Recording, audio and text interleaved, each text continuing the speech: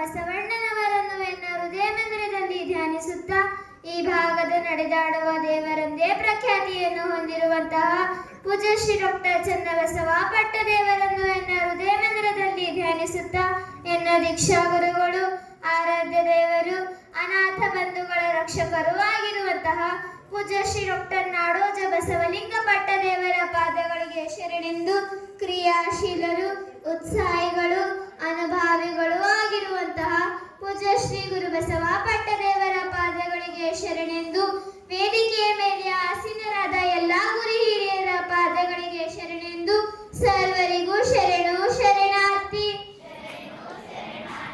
ನಾನು ಇಂದು ಒಂದು ವಚನ ಚಿಂತನೆಯನ್ನು ಮಾಡಲು ಬಯಸುತ್ತೇನೆ. ಅಂಗವಿಕಾರ ವಾಸ ಕೇಳಿ, ಭೂವಿಡಂಗದ ಪ್ರಕೃತಿಯ ಮೆರೆದೇಳಿ, ನಿಮ್ಮ ಭಕ್ತಿ ಮುಕ್ತಿಯ ಲಿಂಗದ ಕೂಟವ ನೆನೆದೇಳಿ, ನಿಮ್ಮ ಗುರುವಾಜ್ಞೆಯ ನಿಮ್ಮ ವಿರಕ್ತಿ ಅರಿವಿನ ಸಾವಧಾನವನೆದೇಳಿ, ಸಾರಿದೆ ಎವೆ ಹಳಸಿದಳಿಲ್ಲ ಶುದ್ಧ ಸಿದ್ಧ ಪ್ರಸಿದ್ಧ ಪ್ರಸನ್ನ ಕುರಂಗೇಶ್ವರ ಲಿಂಗ ಕೂಡವಲ್ಲಡೆ. ವಿಶ್ವಗುರು ಬಸವಣ್ಣನವರ ಸಮಕಾಲೀನರಾದ ಎಚ್ಚರಿಕೆ ಕಾಯಕದ ಮುಕ್ತಿನಾಥಯ್ಯನವರು ರಾತ್ರಿ ಜನರನ್ನು ಮಲಗಿಸಿ ನಸುಕಿನಲ್ಲಿ ಎಬ್ಬಿಸುವ ಮತ್ತು ಎಚ್ಚರಿಸುವ ಕಾಯಕವನ್ನು ಮಾಡುತ್ತಿದ್ದರು. ಒಂದು ರೀತಿ ಇವಾಗಿನ ಪೊಲೀಸರು ಬಂದೋಬಸ್ತ್ ಸಲುವಾಗಿ ರಾತ್ರಿ ಸೇವೆ ಸಲ್ಲಿಸುತ್ತಾರೆ. ಮುಕ್ತಿನಾಥಯ್ಯನವರ ರಾತ್ರಿ ಕಾಯಕವಾಗಿತ್ತು. ಅವರು ರಾತ್ರಿ ಜನರನ್ನು ಮಲಗಿಸುವಾಗ ದುರ್ಸಪ್ನವ ಕಾಣದಿರಿ, ದುರ್ವಿಕಾರದಲ್ಲಿ ಕೂಡದಿರಿ, ಮನೋವಿಕಾರದಲ್ಲಿ ಹರಿದಾಡದಿರಿ ಎಂದು ಹೇಳಿ ಎಚ್ಚರಿಕೆ ಕೊಟ್ಟು ಮಲಗಿಸುತ್ತಿದ್ದರು. ಹಾಗೂ ನಸುಕಿನಲ್ಲಿ ಎಬ್ಬಿಸುವಾಗ ಅಂಗವಿಕಾರವ ಸಾಕೇಳಿ ಎಂದು ಹೇಳಿ ಎಚ್ಚರಿಸುತ್ತಿದ್ದರು. ಬಸವ ಗುರುವಿನ ಯೋಜನೆ ಕಲ್ಯಾಣ ರಾಜ್ಯದ ನಿರ್ಮಾಣ ಎಷ್ಟೊಂದು ಭವ್ಯವಾಗಿತ್ತು, ದಿವ್ಯವಾಗಿತ್ತು ಎಂಬುದು ತಿಳಿದು ಬರುತ್ತದೆ. ಪ್ರಸ್ತುತ ಈ ವಚನದಲ್ಲಿ ಮುಕ್ತಿನಾಥಯ್ಯನವರು ಘನವಾದ ತತ್ವವನ್ನು ಹೇಳುತ್ತಾರೆ. ಅಂಗವಿಕಾರಗಳಿಂದ ಬಳಲುತ್ತಿರುವ ನಾವು ಎಚ್ಚರಗೊಳ್ಳಲು ಅವಶ್ಯವಾಗಿದೆ. ಜೀವನ ಬಹುಮೂಲ್ಯವಾದದ್ದು. ಅದನ್ನು ವ್ಯರ್ಥ ಮಾಡದೆ ಸಾರ್ಥಕಗೊಳಿಸಬೇಕು. ಸಂಸಾರಿಕ ಬಂಧನದಲ್ಲಿ ಹೊನ್ನು ಹೆಣ್ಣು ಮಣ್ಣು ಎಂಬ ಆಶಯ ತಾಪದಲ್ಲಿ ನಮ್ಮ ಅಮೂಲ್ಯವಾದ ಜೀವನವನ್ನು ವ್ಯರ್ಥ ಮಾಡಬಾರದು. ಉಂಡು ಉಟ್ಟು ಉಡುವುದರಲ್ಲಿ ಕಳೆಯಬಾರದು. ನಮ್ಮ ಅಂತರಂಗದ ಒಳಗೆ ಪ್ರವೇಶವಾಗಬೇಕು.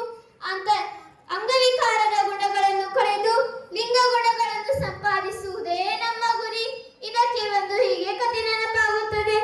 ಒಂದ್ಸತಿ ಒಂದ್ ರಾಜ ಕಾಡಿಗ ಪೇಟೆ ಎಳ್ಳಕ ತೂಗಿತಿರ್ತಾನ. ಅಲ್ಲೆಲ್ಲ ದಟ್ಟವಾದ ಅರಣ್ಯ ಇರ್ತದು. ಅಲ್ಲೊಂದು ಹಾರಿ ತಪ್ತದ. ಅವಾಗ ಹಬ್ರಿ ಐತನ ಅತ್ತ ತಿರುಗಾಡ್ತಾನ. ಅಷ್ಟ್ರಾಗಿ ಒಬ್ಬ ಮನುಷ್ಯ ಬಂದಿ ಅವನಿಗೆ ಹಣ್ಣು ಕೊಟ್ಟಿ ನೀರು ಕೊಟ್ಟಿ ಸತ್ಕಾರ ಮಾಡ್ತಾನ.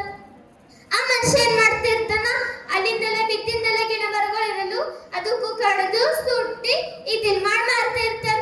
ಒಂದು ಜೀವನ ಕಾಯಕನೇ ಅದಾಗಿರ್ತದ. ರಾಜನಿಗೆ ಅನಿಸ್ತದು, ಪಾಪಿಗೂ ಎಷ್ಟು ಬಡ ಹಣ ಇಲ್ಲ, ನಾವನಿಗೆ ಏನಾದ್ರೂ ಸಹಾಯ ಮಾಡ್ಬೇಕೆಲ್ಲ ಅನಿಸ್ತದ. ಆಗ ರಾಜ ಏನ್ ಮಾಡ್ತಾನ, ಆ ಮನುಷ್ಯನಿಗೂ ತಂದು ಶ್ರೀಗಂಧ ಗಿಡ ಮರಗಳು ತೋಟದಲ್ಲಿ ಕೊಡ್ಬಿಡ್ತಾನ. ನೋಡಪ್ಪ, ಇದು ತೋಟ ಇವತ್ತಿನ ಹಿಡಿದು ನಿಂದಾಯ್ತು ಅಂತ ಹೇಳಿ ಹೊರಬಿಡ್ತಾನ. ಆಗ ಆ ಮನುಷ್ಯನ ಕಾಯಕ ಏನಾಗಿರ್ತದ, ಗಿಡ ಮರಗಳಿಗೆ ಸುಟ್ಟಿ ಇದಿಲ್ ಮಾರದಿರ್ತದ. ಆ ಮನುಷ್ಯ ಏನ್ ಮಾಡ್ತಾನ, ಶ್ರೀಗಂಧ ಗಿಡ ಮರಗಳಿಗ ಕಡಿದು ಸುಟ್ಟಿ ಇದಿಲ್ ಮಾರಾಕ್ತಾನ. ಯಾಕಂದ್ರೆ ಅವನಿಗೆ ಅದ್ರ ಬೆಲೆನೇ ಗೊತ್ತಿರಲಿಲ್ಲ. ಆಗ ಒಂದ್ಸತಿ ರಾಜನಿಗೆ ಅನಿಸ್ತದ, ನಾ ಮನುಷ್ಯನಿಗ ಆಗ ಶ್ರೀಗಂಧ ಗಿಡ ಮರಗಳು ಕೊಟ್ಟಿದ್ದ, ಅವ ಎಷ್ಟು ಶ್ರೀಮಂತ ಆಗಿರ್ಬೇಕಂತ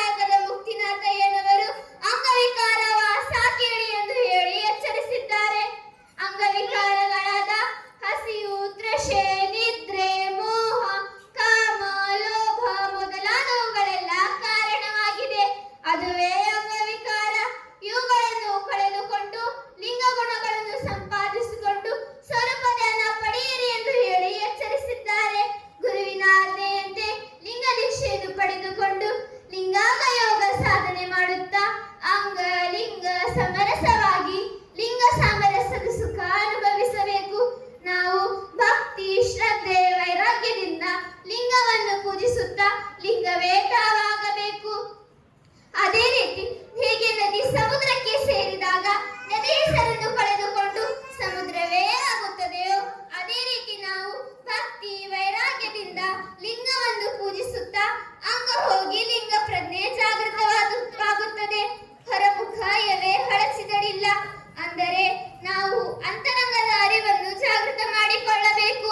ಲಿಂಗ ಪ್ರಜ್ಞೆ ಜಾಗೃತವಾದಾಗ ಎಲ್ಲಿ ನೋಡಿದರಲ್ಲಿ ಶಿವ ಸ್ವರೂಪ ಲಿಂಗ ಸ್ವರೂಪವೇ ಕಾಣುತ್ತದೆ.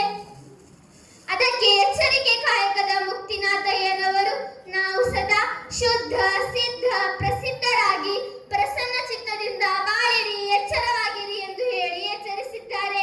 ನಾವು ಹೊರಮುಖರಾಗದೆ ನಮ್ಮ ಅಂತರಂಗದ ಕಡೆ ಲಕ್ಷ್ಯವನ್ನು ವಹಿಸಿ ಒಳಗೆ ಪ್ರವೇಶ ಪಡೆದು ಲಿಂಗ ಸುಖ ಅನುಭವಿಸೋಣ ಎಂದು ಹೇಳುತ್ತಾ ನನ್ನ ಒಂದೆರಡು ಮಾತುಗಳನ್ನು ಗುರುವಿನ ಪಾದಕ್ಕೆ ಅರ್ಪಿಸುತ್ತೇನೆ. ಸರ್ವರಿಗೂ ಶರಣು ಶರಣಾರ್ಥಿ. ಎನಗಿಂತ ಕಿರಿಯರಿಲ್ಲ, ಶಿವಭಕ್ತರಿಗಿಂತ ಹಿರಿಯರಿಲ್ಲ. ನಿಮ್ಮ ಪಾದ ಸಾಕ್ಷಿ ಎನ್ನ ಮನಸಾಕ್ಷಿ, ಕೂಡಲ ಸಂಗಮ ದೇವ ಎನಗಿದೆ ದಿವ್ಯ ಎನ್ನುವ ಹಾಗೆ ಮೂರ್ತಿ ಚಿಕ್ಕದಾದರೂ ಬಹಳ ಸುಂದರವಾಗಿ ವಚನ ಚಿಂತನವನ್ನು ನಡೆಸಿಕೊಟ್ಟಿರುವಂತಹ ಸೃಷ್ಟಿ ಹಣ್ಣಂತವರಿಗೆ ಅನಂತ ಅನಂತ ಶರಣಾರ್ಥಿಗಳು. ಈಗ ಪಲ್ಲವಿ ಅನಿಲ್ ಕುಮಾರ್ ಗಂಗೆ